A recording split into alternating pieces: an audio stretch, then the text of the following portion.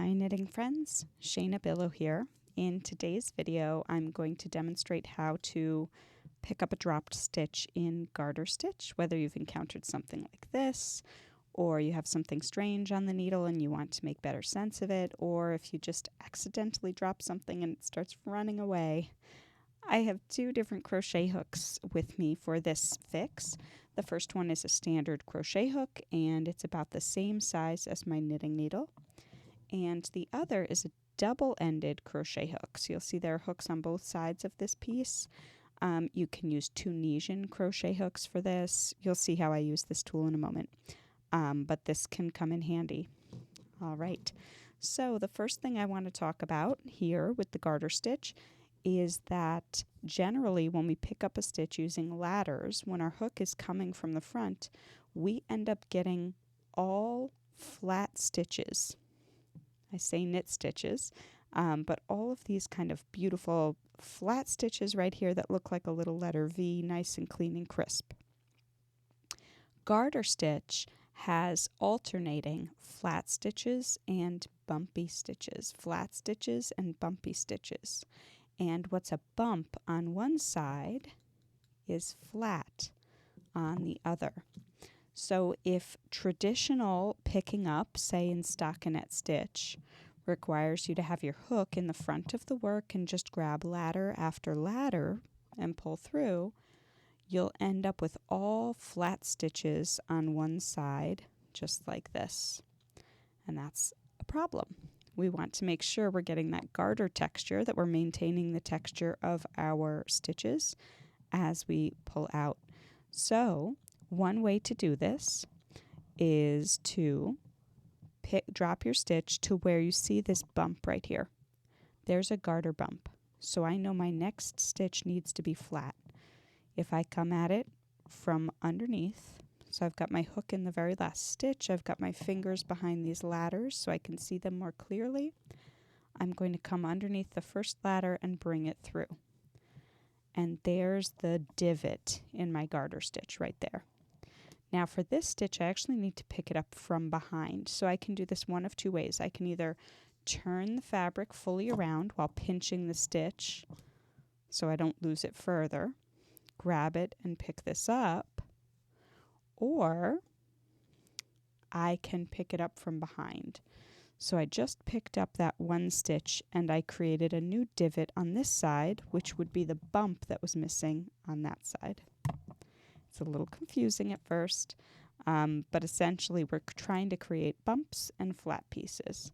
So now that I'm on this side, if I were to pick up the next ladder right here, I would end up with two divots, two kind of straight stitches, and that's not what we want. We want a bump right here, right? We're alternating the stitches.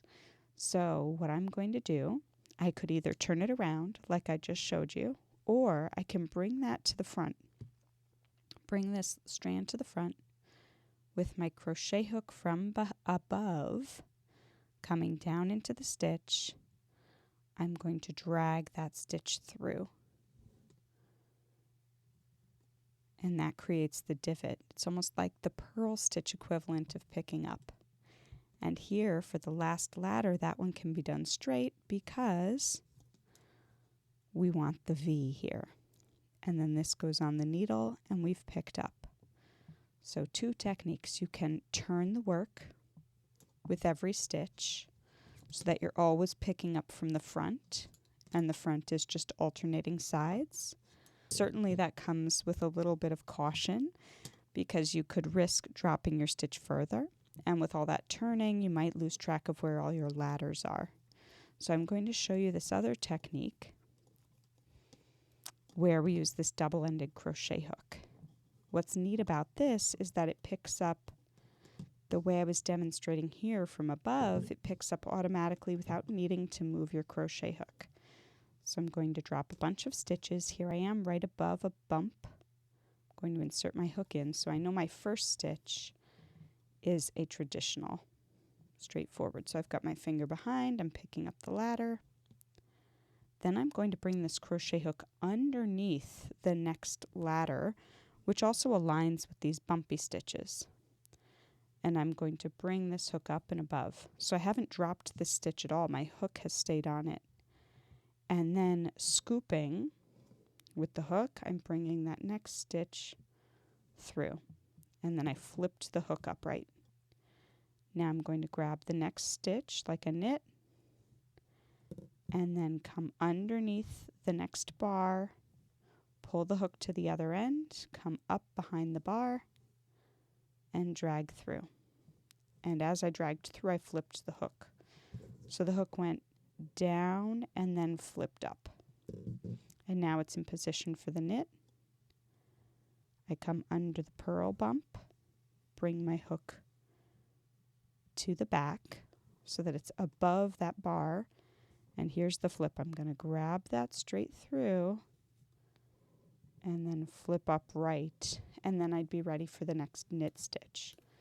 So that's another way to pick up these stitches in the correct positioning so that you maintain these garter stitch ridges. Right, and then here I'm just going to demonstrate right here we've got a dropped row. That's what that would look like in garter stitch, an elongated strand in front of a stitch. So what you would do here is find the column that that strand is connected to. Once you find the column, drop down until you get to the strand, and then you would pick it up. So here's my purl stitch and a knit stitch. The purl comes in front and you scoop it through. You flip the hook up. Knit stitch. So here I'm not using the double-ended crochet hook. I'm manually turning the hook around to catch that loop each time, and my hook is out of the loop at the moment. So it's a little riskier. I scoop that up. Happy knitting.